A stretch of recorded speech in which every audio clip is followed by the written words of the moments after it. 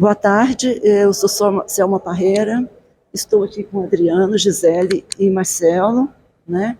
É um maior prazer, nós vamos conversar sobre processos de curadoria, né? Em diversos espaços, diversas modalidades, enfim. Nós vamos falar sobre essa diversidade de trabalho. E eu sou aqui de Goiânia, né? Sou artista plástica, e mais faço curadoria às vezes. Não me considero curadora, mas tenho essa liberdade pela experiência que eu tenho de fazer algumas curadorias. E é um grande prazer estar aqui podendo compartilhar, né, um pouco e aprender bastante aqui com os colegas. Agora eu passo aqui para a Gisele. Falar um pouquinho mais alto depois. Tá bom. Oi, gente, boa tarde. Eu sou a Gisele Lima, eu sou de Brasília, sou formada em Teoria Crítica e História da Arte, então, ao contrário dos meus colegas, eu não sou primeiramente artista, me formei teórica e historiadora, encontrei o mundo da curadoria e da produção cultural ainda na universidade. Hoje eu sou gestora de um espaço independente chamado A Pilastra, que fica no Guará, migrou para o digital durante a pandemia, vai ser aberto mês que vem, mas em breve a gente vai falar mais sobre os nossos espaços e projetos, então passar a fala agora. Boa tarde, eu sou Marcelo. Eu nasci em Goiânia, mas sou radicado em São Paulo. Sou artista e tenho estado à frente de vários espaços independentes desde, acho que 2009, pelo menos, assim. E então o meu ponto de vista é um pouco esse, assim, de fazer curadorias como sendo artista em espaços independentes. Acho que é isso. Essa primeira rodada é a apresentação, então, né? Olá, me chamo Adriano, sou professor, artista e pesquisador. Agora também estou na gestão do Rumos, que é um espaço independente de Goiânia. Acho que é isso, de apresentação, passo por esses vários lugares e a curadoria também. Então eu acho que agora você já pode pegar o gancho e falar. Falar um pouco? Então vou falar um pouco do que é o Rumos, né? Que é um espaço que tem um stand na Fargo.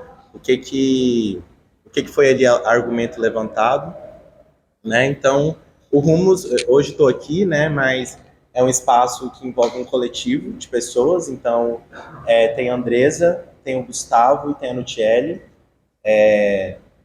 nas suas mais variadas funções também. A gente vem fazendo esse exercício de curadoria a várias mãos.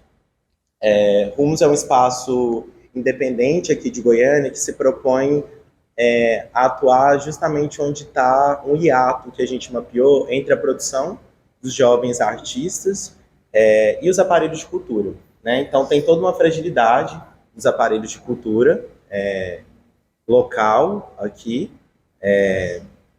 e o Rumos ele vem para responder um tanto essa economia simbólica, criativa, local, mas também tem sido um espaço de também fazer citação histórica, de fazer uma revisão histórica. Nosso stand da Fargo, a gente trouxe, né, assuntou questões de territorialidades. Então, grande parte da produção que está ali no nosso stand são de pessoas dissidentes ou pessoas periféricas, de artistas em desenvolvimento de linguagem ou já em processo já de amadurecimento também de linguagem, mas que geralmente não ocupam esses espaços, né? Sobretudo nessa paisagem local, onde a gente veio mapeando também essas inúmeras fragilidades e obstáculos e vetores também. Então foi uma oportunidade que a gente aproveitou para discutir, sobretudo, a diferença e as inúmeras territorialidades daqui. Então é um pouco esse o recorte que a gente assumiu ali no stand, e eu vou passar para não ser prolixo também. Bom, apesar de ter começado a fazer curadoria e pensar a curadoria para antes da minha entrada na Pilastra, Hoje, a minha principal atuação é dentro da Pilastra, que também é um espaço independente de Brasília, que nasceu em 2017. E pensando assim no contexto político, acho muito importante frisar que a Pilastra ela nasce como uma resposta quase imediata às políticas. Gente, me fugiu a palavra. De acesso. As cotas e políticas de. Gente, não era essa a palavra ainda, mas vocês. Hã? Eu diria que isso, mas assim, a ideia é que com a diversidade, né, com a mudança do perfil, a integração das pessoas que estavam dentro da universidade e passaram a ter acesso a conhecimento, acesso à produção intelectual, e foi notado pelo um grupo de alunos, eu não fiz parte da fundação da Pilastra, de que apesar de portas terem sido abertas, existia uma instância onde o acesso ainda era negado. E aí eles fundam a Pilastra, alunos de Teoria Crítica e História da Arte, de História, de Artes Visuais, como um espaço para livre experimentação, espaço onde todos os corpos, trajetórias, vivências pudessem fazer, estar, expor arte. A Pilastra, por exemplo, foi um dos primeiros espaços, se não o primeiro, vou falar um dos primeiros porque posso estar enganada, mas até onde eu me lembro, foi o primeiro espaço do DF a expor artistas trans, a representar artistas trans enquanto galeria. Então, a democratização dos acessos, direito à cidade, direito à arte, viver e trabalhar de arte para quem quer e não para quem pode, é o nosso principal recorte, e as nossas curadorias têm passado muito por isso. A Pilastra ela é um corpo coletivo. Hoje estou gestora, mas como eu já disse, eu não fiz parte da fundação da Pilastra. Muitos agentes culturais da cidade já passaram pela Pilastra, fizeram curadorias, exposições, residências, feiras. A Pilastra já foi estúdio de tatuagem, de fotografia, local de experimentação para cafés. Não diria uma incubadora, talvez uma chocadeira de artistas, porque é muito mais embrionário do que uma incubadora, e é um lugar que forma agentes culturais a partir da prática e da teoria. Então, hoje a gente se entende como um ecossistema de arte, mas também uma galeria-escola. E pensando na galeria-escola e também nesse lugar de gestão, de espaço, enfim, a gente também tem cursos, e a gente trabalha com cursos em 2 vieses, é isso? Cursos de desenvolvimento artístico, pesquisa poética, acompanhamento crítico, mas também cursos profissionalizantes. Então, a gente tem um curso de profissão artística, de produção cultural, e aí a gente se torna esse grande lugar onde a gente forma não só pela prática, mas pela teoria, os dois caminhando juntos e sempre enfatizando os acessos. Ações afirmativas. Muito obrigada.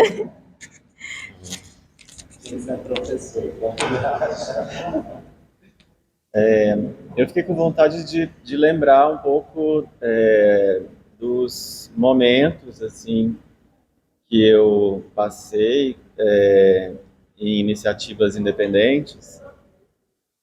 Eu tenho assim uma teoria não muito comprovada de que nos anos 2000 o que acontecia eram os coletivos na rua.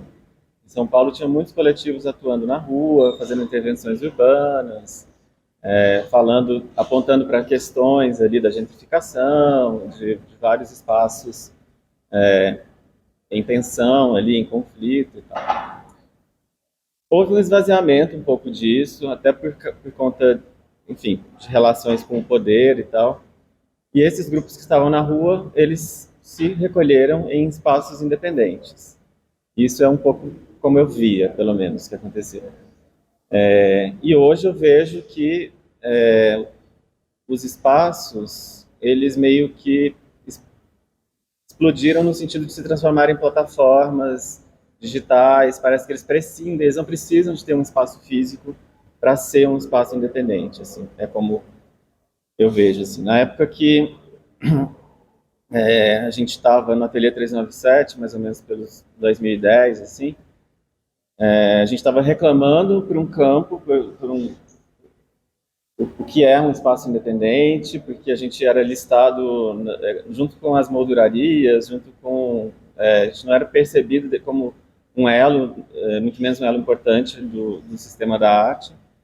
E a gente foi consultado algumas vezes para as primeiras políticas públicas do PROAC, dos editais de São Paulo, para definir o que era um espaço independente. Então, de lá para cá, eu acho que mudou muito o que seria essa definição de espaço independente e tal.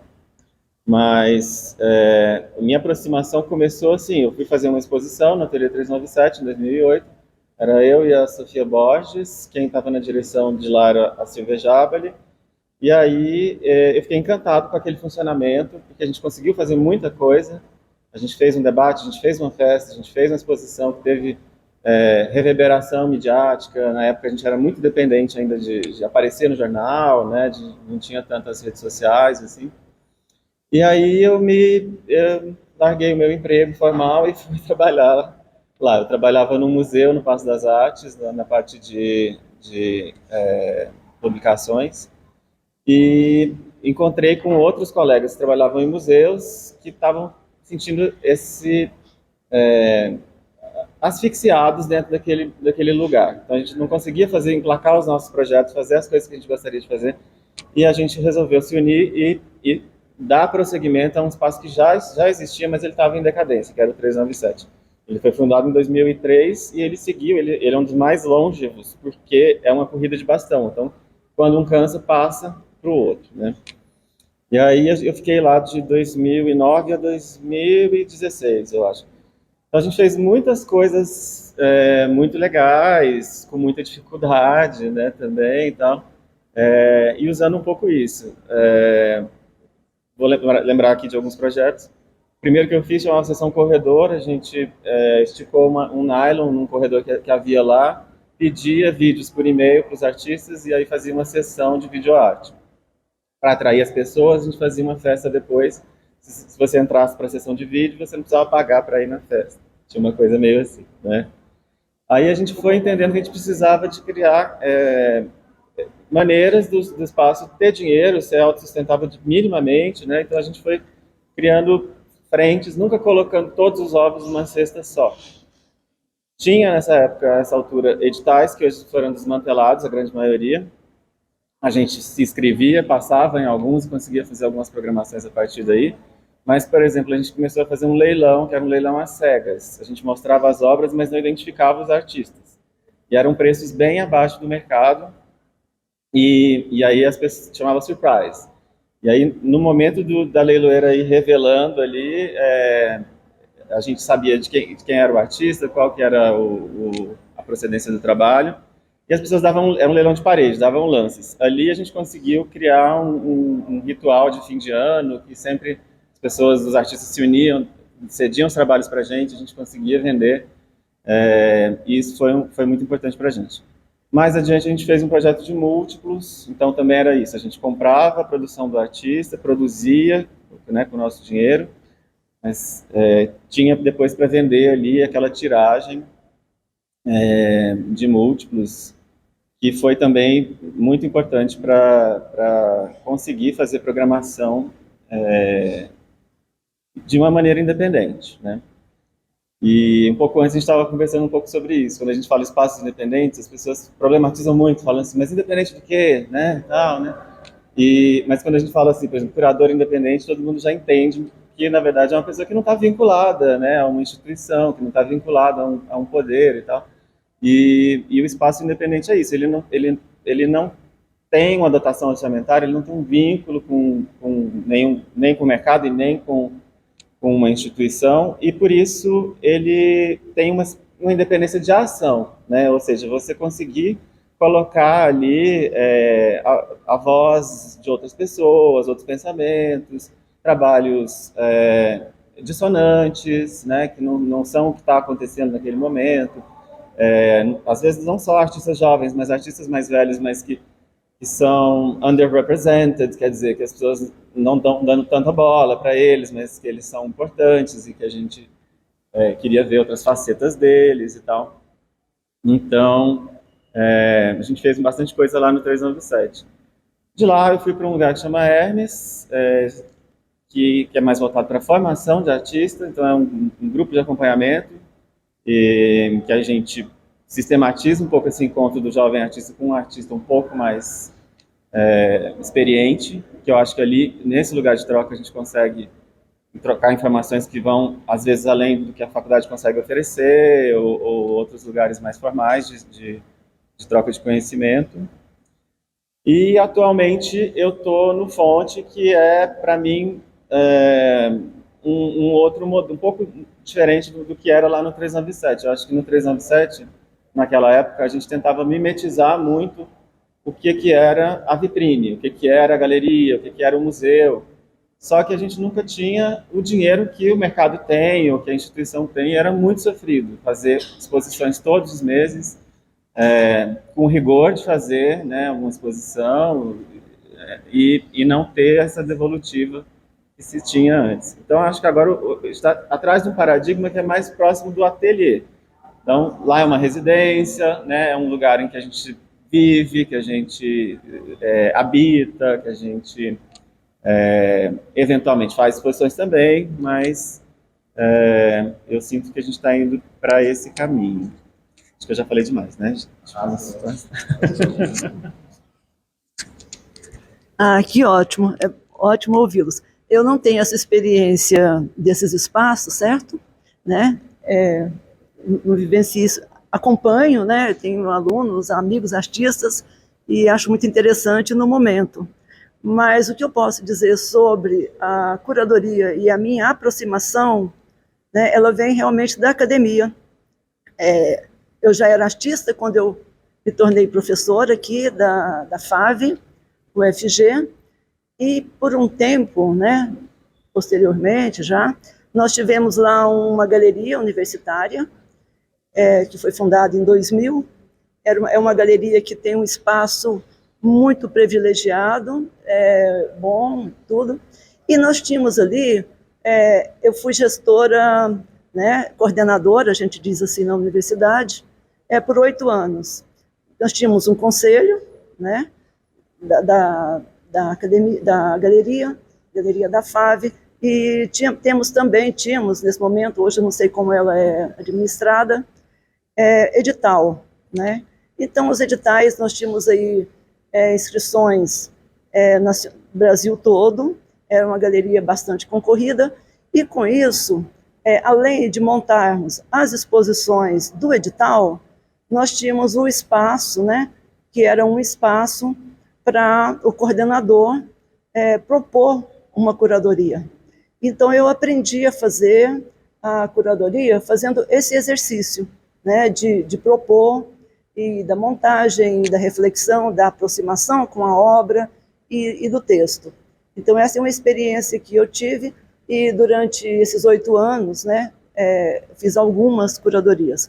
Mas também eu já tinha passado por uma experiência anterior, em 99, 2000, por aí, que foi uma proposta, né, minha e da professora Irene Tourinho, que ela é teórica da área de ensino da arte, tinha também experiência do MAC USP, né, de São Paulo, tinha trabalhado lá há muito tempo, e que nós fizemos uma proposta. Eu pensei, falei com ela, e fizemos uma proposta de curadoria, que era um projeto financiado, né, por uma dessas leis, era a lei Goiás, não tinha o fundo ainda, foi uma das primeiras edições, e nós tínhamos 7 artistas, inclusive a Cissa Fittipaldi, que eu vi por aqui agora mesmo, que não sei se foi embora. Está ali, Então, nós tínhamos 7 professoras mulheres, artistas, na universidade. E nós fizemos uma exposição que se chamava Mitos e Territórios. E foi um ano, né, de pesquisa, de estudo, na época foi no meu ateliê, acompanhados e tal, e a gente fazia diálogos, né, com mitologia, com mitos femininos. Então, cada um escolheu o seu tema, o seu mito, e nós executamos esse projeto, que é um projeto coletivo, e foi muito interessante. Eu gostei da experiência, me deu um pouco de segurança também, né, com essa possibilidade de que eu também poderia fazer curadoria. Até então, eu era artista, professora, e não tinha pensado nisso. Mas essa exposição nós levamos para o MAC de São Paulo, para o MAC de Porto Alegre, né? Fizemos em Belo Horizonte e fizemos no MAC, Goiás, que não era nesse prédio, era no outro. E uma exposição de 7 mulheres. Isso provocou um incômodo, um pouco, na comunidade artística, e fui questionada, né? Até, é uma exposição de meninas, né? Porque uma crítica meio assim, meio ácida, até no próprio museu, mas a exposição ela já tinha um posicionamento político quanto a isso, né? Naquele momento, acontecia em Goiânia exposições com 20 artistas e não tinha nenhuma mulher. Às vezes, com 15 e tal, a única mulher era eu. Eu ficava muito incomodada com aquilo.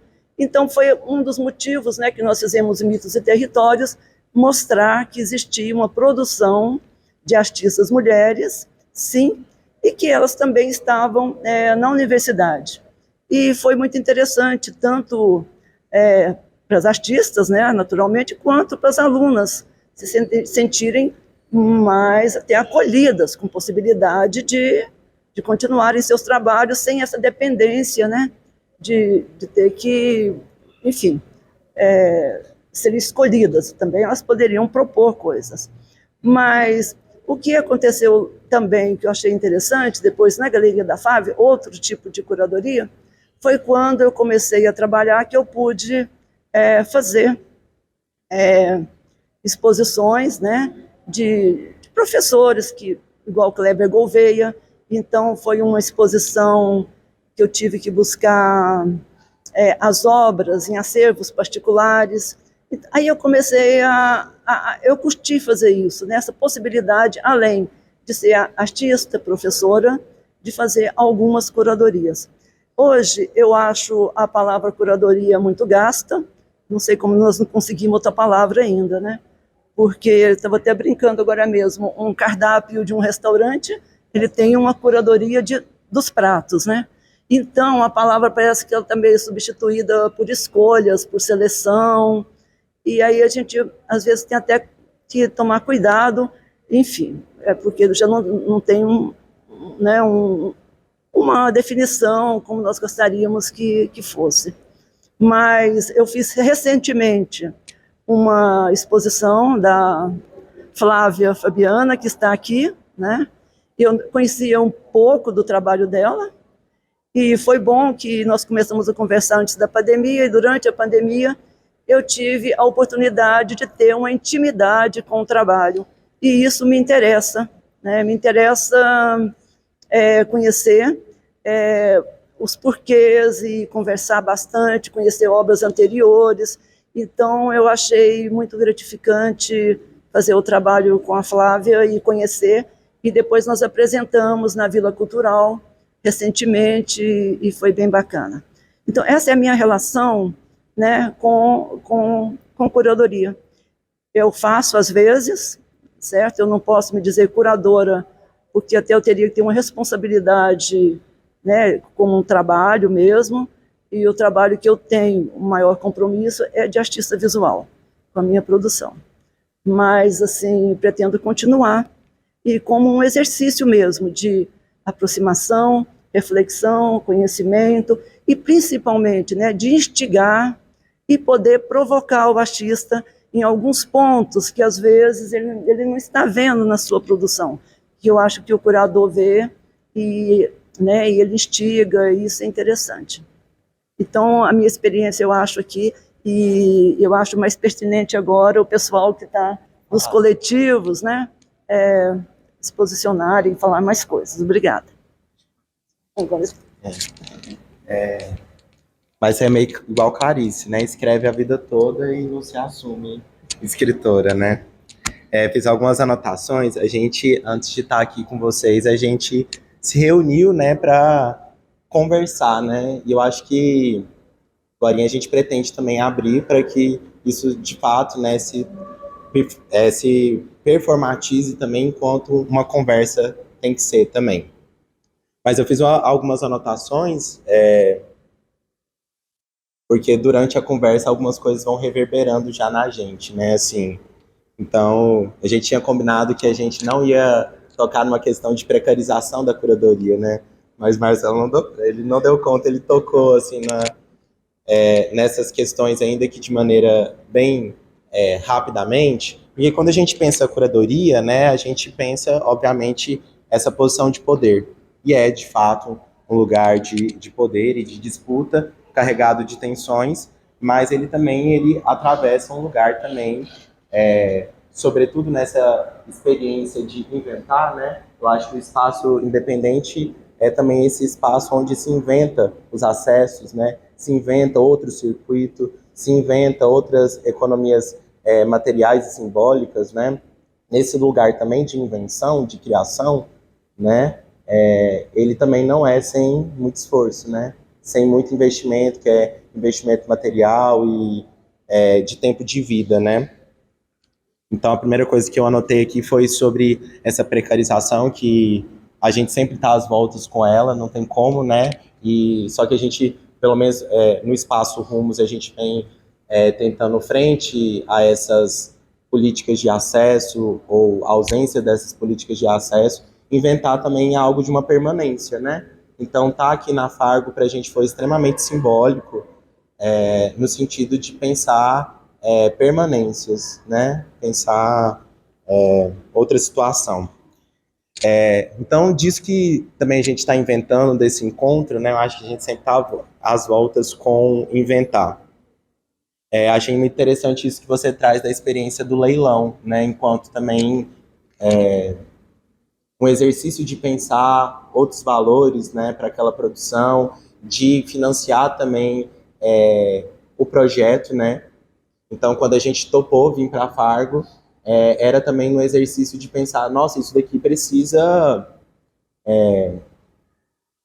se pagar, né? E se pagar, infelizmente, numa perspectiva neoliberal, a ossadura às vezes é o dinheiro, né? Envolve pagar com dinheiro também. Então, achei interessante você trazer esse exercício também do leilão. E numa feira comercial isso está em cena, né? Isso está em jogo também. A Gisele trouxe a palavra ecossistema, né? E aí eu fico pensando nessa feira que também está numa geografia muito, muito monocultural. E aí, ainda que seja difícil para o Rumos estar aqui, né? Eu estou aqui falando em nome do Gustavo, da Andresa, da Nutiele, né? Então, é uma curadoria que a gente experimenta a várias mãos. E só é possível porque há várias mãos, né? É muito difícil também estar num cenário sempre monocultural.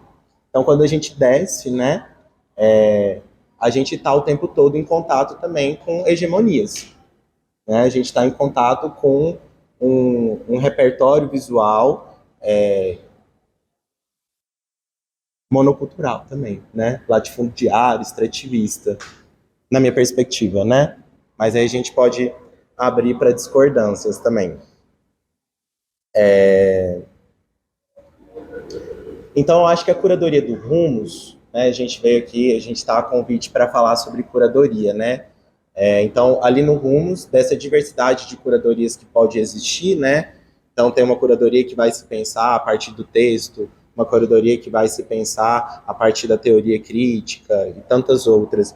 Eu acho que a curadoria do Rumos, ela é pensada a partir também de uma conversa, né? Então, o Rafa, que está aqui hoje, né, que participou da primeira exposição, foi uma exposição construída a partir de várias conversas,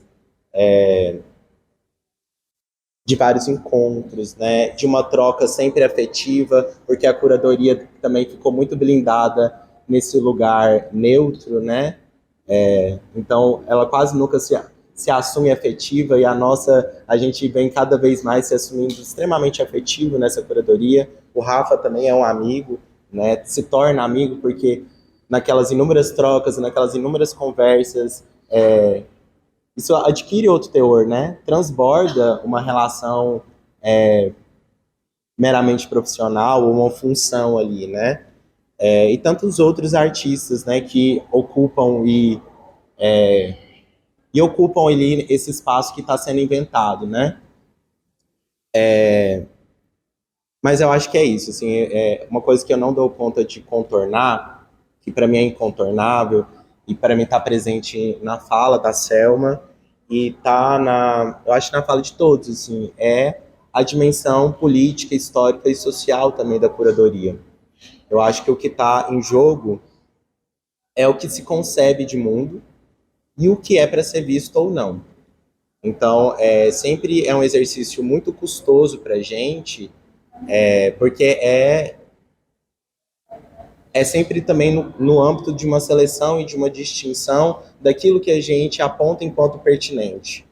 É muito trabalhoso, né? Envolve sempre muito estudo para fazer o nosso stand, né? Foram meses de trabalho, muitos encontros, muita cervejinha também, né? Muita troca afetiva, muito calor, porque no ano político, né? E não só no ano político, o que está em disputa é um tanto essas futuridades, né? É um tanto o que vai ser, né? Então não tem jeito de não ser sempre histórico, não ser político, né? Não ser social. Então é um pouco por aí que passa a nossa curadoria por lá. Tá bom?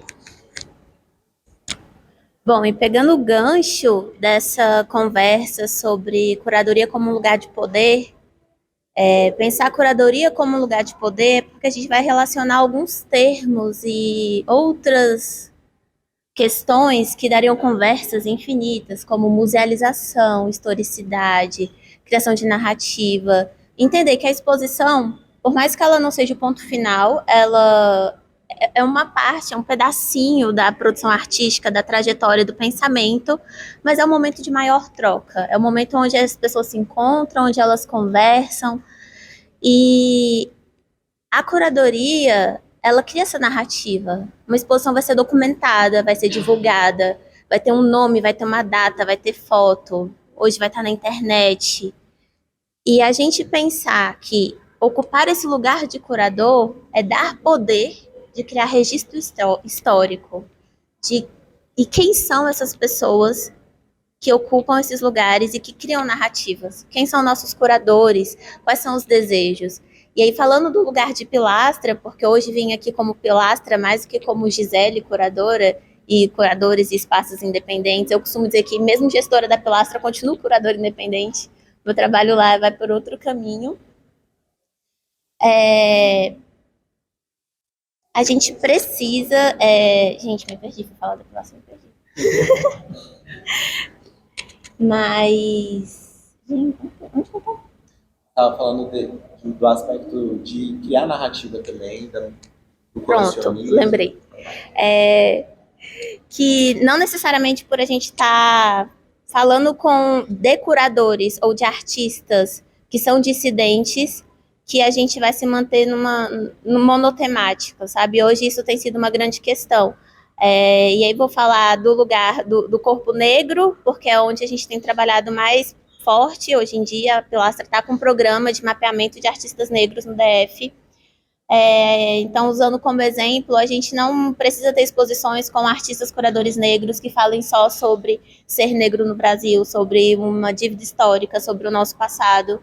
É um lugar de poder entender o que esses corpos querem falar, o que essas vivências querem falar, e que pode ser formal, pode ser poético, pode ser onírico, e tá tudo bem. Então, assim, eu hoje olho para a curadoria, estou olhando muito mais com esse olhar de gestão, de alocar as coisas em determinados lugares, porque é onde eu tenho atuado mais fortemente, apesar de fazer minhas pesquisas poéticas, e sim, aprofundadas, trabalho de cada artista, para cada projeto que a gente acaba fazendo curadoria, mas falando enquanto pilastra, que é esse lugar que recebe curadorias de outros artistas, que propõe projetos, mas que vão sempre receber outras ideias, abrir portas e trabalhar para que essas ideias sejam construídas, né?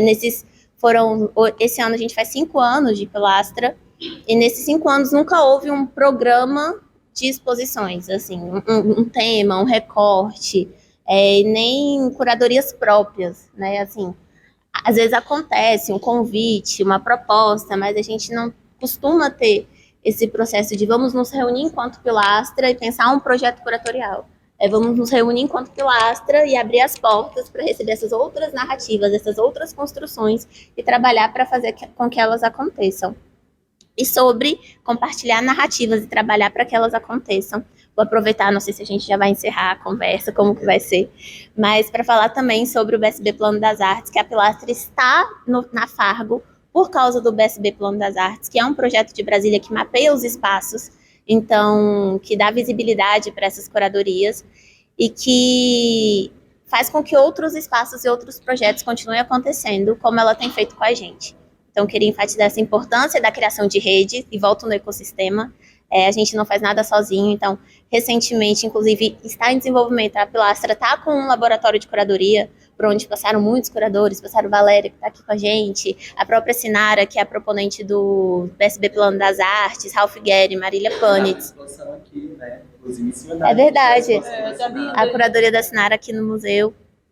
Então, é um exercício que a gente está fazendo, a cabeça chega gira, porque estão sendo semanas, assim, vão ser 12 curadores convidados para falar sobre curadoria no DF. Inclusive, próximo módulo vão ser com curadores daqui do Goiás, porque é importante criar essa ponte. Eu sinto que mesmo Brasília estando dentro de Goiás, a gente ainda se distancia em muitos aspectos e a gente precisa se aproximar, porque, enfim, não dá para a gente se prender só no eixo Rio-São Paulo. A gente precisa olhar para quem está do nosso lado com mais vontade, com mais força.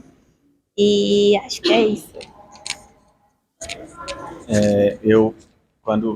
Enfim, eu vim aqui, a feira ainda estava em montagem, né? E já me atraí, assim, sem entender, porque não tinha nem as placas, né? Pelo espaço da Pilastra, já fui lá, ela montando, eu perguntando, importunando ela. Mas, assim, e também o espaço de vocês ali, né? E que depois eu fui entender que eram os 3 espaços independentes. Então, assim, eu vejo também que esse outro lugar da curadoria, ele é muito necessário e o sistema precisa dele, né?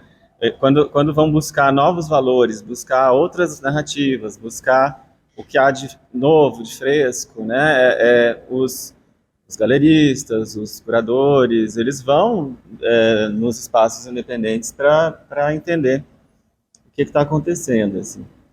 Então, eu fico imaginando também,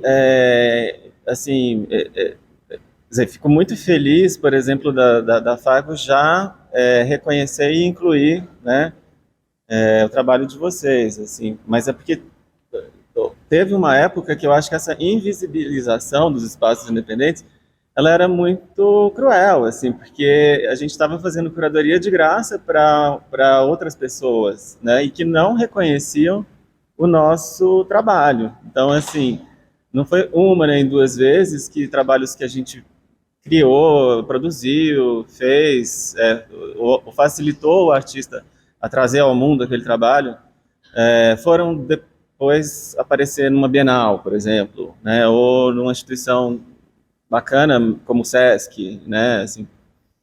E aí eu acho que tem um gargalo que é um pouco assim, a gente precisa sim se viabilizar, né? A gente precisa talvez também não se ver ou ser visto como um apêndice de um circuito mainstream, mas como uma coisa plural, ou seja, mundos das artes, né? Assim, eu acho que nem todo mundo vai ser estrela do grande sistema, né? Assim, a gente precisa, às vezes, muito mais criar ambiente para os artistas existirem, para as curadorias acontecerem, para, né, ter essa troca, e às vezes é o circuito independente, né, são as curadorias criadas pelos artistas, né, porque eu acho que antes também da institucionalização da arte brasileira era isso, né, nos anos 80 eu acho que era isso, eram os artistas se unindo para fazer as coisas, e aí, a reboque vem, eu acho que vem o mercado, vem, enfim, o novo mesmo, eu acho que surge, né? Você falou a palavra celeiro e chocadeiro, né? Porque né, mais ainda, é um trabalho pioneiro, né? Um trabalho de risco, né? Você não corre risco. Corre risco. Desenhar e correr risco. Aí eu tô achando lindo, assim, esse encontro, porque eu acho que os nossos trabalhos, eles se encontram e se complementam, né? Entender como esse cenário para os espaços independentes, que são anteriores ao nosso. Quanto tempo tem a Rumos? Meses. A Rumo tem meses, a Pilastra tem 5 anos, e Marcelo já está aí há mais de 10 anos, né, com espaço independente, e entender como o mercado, ele vai, e não só o mercado, né, todo o sistema, ele vai mudando, ele vai se adaptando, e as coisas que Marcelo passou lá no começo não são as mesmas que a gente passou, mas o que ele passou abriu porta. Então, o que você fez abriu porta para a gente estar aqui, e aí o que a gente fez abriu porta e deu base para o Adriano e o pessoal do Rumo estar fazendo o que está fazendo, e a gente entender essas mudanças e como é importante, né, que as coisas tenham acontecido. E pensando também, fiquei refletindo sobre, entre essas tantas coisas que a curadoria envolve, e a questão dos grupos terem saído das ruas e ido para espaços, tem uma coisa muito importante que o sistema, ele cobra e ele fagocita, que é a instituição. Então, quando a gente está trabalhando com a curadoria, a gente tem o poder de se auto-institucionalizar. E para a gente trabalhar com inserção, reconhecimento, é uma ferramenta, uma estratégia muito potente, muito importante que a curadoria nos proporciona.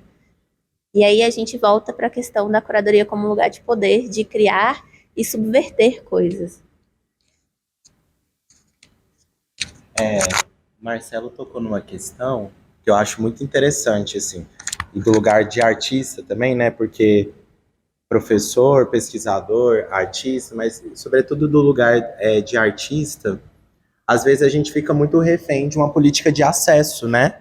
Então a gente se inscreve em vários editais, a gente sempre está fazendo, tem ali a prática de ateliê, negociado com tirar a roupa do varal, lavar a louça, né? E tantas outras coisas, porque a gente é diverso também, plural, né? Só que muitas vezes, pelo menos agora, né? Não sei se é o Rumos que trouxe isso. Parece que tem sido muito interessante ver a possibilidade e as impossibilidades também de se inventar o circuito, né? De inventar outro. E eu acho que vocês são pessoas muito caras nesse sentido também, no sentido o que se compra, né? O que se investe também, e investe de olhar, né? Porque quando você para ali numa feira para olhar determinada obra, é um investimento, né? Também, né? De mirada, né? Então, tem esse investimento também que, para mim, tem sido muito interessante pensar junto de vocês. Então, quando vocês forem investir mirada, invista com muita responsabilidade também, porque a curadoria também passa sempre, né, pelo olhar de vocês, né? Tem uma eleição aqui, tem uma seleção aqui, mas envolve sempre também um investimento libidinal de vocês, né? Aonde que vocês vão se demorar? Sei lá, nos lugares de também hegemonias, ou vocês vão conseguir experimentarem outras linguagens também, né? Não sei, a gente abre para o público? Alguém tem complemento? Eu só vou falar um minutinho. Selma vai... Tá, aí a gente abre. Eu acho importante, né, igual os coletivos, né, os espaços alternativos, e principalmente também os espaços, né, igual a Gisele falou, que tem formação, né, tanto a formação da prática, né, dessa possibilidade alternativa, desses espaços, quanto da teórica também, como, né, a formação do pensamento de curador. E aqui em Goiânia está nascendo um espaço muito interessante, que eu estou envolvida, que é o Sertão Negro, né, o espaço do Dalton, de Paula, que existe, já está muito embrionário, mas com uma grande força, né, principalmente nessa parte da formação, da possibilidade de diálogos, e que eu acho bem interessante, apesar de não é um espaço, eu acho, que visa, né, curadoria, exposições, atualmente não, mas mais nessa parte da inserção e da formação. E eu acho bastante interessante, pensando aqui, né, na formação do Adriano, né, que enquanto, né, professora, que eu fui artista e tal, na formação universitária, essas grandes possibilidades que a gente sempre tentou deixar claro, né, que necessariamente, claro, você não vai sair um artista porque você frequentou essa faculdade, mas você vai ter instrumentos, sim, né, se tiver curiosidade, para ocupar outras funções, como gestor de espaço, né, curador, e uma outra série de outras funções que uma pessoa com essa formação em artes, né, ela pode ter. Isso eu acho importante, né, os mais jovens pensarem que não tem um espaço de brilho, de grande estrela para todo mundo. E, às vezes, você tem uma capacidade, né, uma vocação para esse trabalho também que é tão carente, principalmente aqui na região, né? É muito complicado. Nós temos uma carência muito grande de ter uma possibilidade de reflexão, de diálogo nesse sentido. São poucas pessoas, muita produção, muita gente. Então, eu acho bem interessante essa possibilidade da formação. Fazer um pouco da minha percepção em relação a essa presença dos coletivos no sistema da arte, né? Eu acho que faz um apontamento, uma transição dos coletivos com ação na rua para um ambiente mais interno. E nesse momento cada vez mais é um espaço de resistência, né? Com a desmanche das políticas públicas e o quanto que a gente percebe que a qualidade do trabalho que é feito nesses ambientes, do debate, da discussão, da reflexão. Em contraponto, me parece, desculpe se eu estiver errado, que a gente não vê isso na curadoria. Eu tenho percebido que a curadoria tem uma essência cada vez mais frágil e menos um espaço efetivo de curadoria, né? Sendo mais, onde há um mercado mais expressivo. Hoje, o papel do curador se restringiu a escrever um texto. Sim. E a gente viu poucas curadorias que resultam efetivamente de uma investigação, de uma processo de pesquisa, longevo, de substância, ao debate proposto pela curadoria. E a gente não tem uma história recente, coisa que me foca agora nesse momento, uma curadoria que possa ser contada como desafiadora, talvez a exposição da Clarissa na Nordeste. Essa não aconteceu ainda, e a gente não tem como falar. Só que o processo dela já está para acontecer. Mas a Nordeste acho que é uma das últimas talvez que tenha tido um impacto, né? A gente perdeu um pouco dessa possibilidade da curadoria como uma ação propositiva de uma reflexão, de um novo pensamento. Né? As antológicas, curadorias que se teve nos anos 80, não sei, tem algum comentário? Eu acho que elas existem, mas elas estão acontecendo lá na pilastra, né? Eu acho que está acontecendo na ponte. Então, elas estão acontecendo, mas elas estão disputando também esse regime de visualidade. Né? Tem que ter um investimento também de salas, né? Que elas estão acontecendo. Nem sempre a gente consegue circular o país todo para acontecer. Mas sim, em termos de número de coletivos, é surpreendente como tem se mantido e aumentado. Por exemplo, a gente vai abrir uma exposição sábado. É lógico, né? É um outro lugar, né? Lá no Rumos a gente fez uma exposição que chama Rastro, e a gente, grande parte da exposição, ela foi pensada a partir de um fragmento do Monumento dos Trabalhadores, que foi lido, né, pelo Estado enquanto um símbolo comunista, né? Sim. Então, isso que foi entendido enquanto símbolo comunista, ele foi derrubado, né, e tal. É um trabalho do Clóvis Graciano.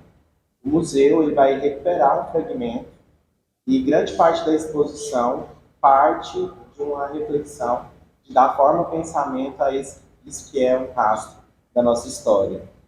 Então, só que isso, ao mesmo tempo que a gente está fazendo uma revisão histórica, uma citação histórica de algo que está fora, inclusive, desse campo da visualidade, a gente está conversando com o Rafael, a gente está limpando o banheiro, recebendo as pessoas, fazendo postagem no Insta, montando um estande para o Rumos, né?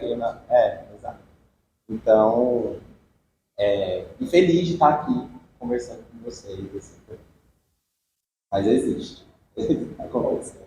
Queria agradecer, encerrando, passou um pouco do tempo, vai ter uma continuação na fala.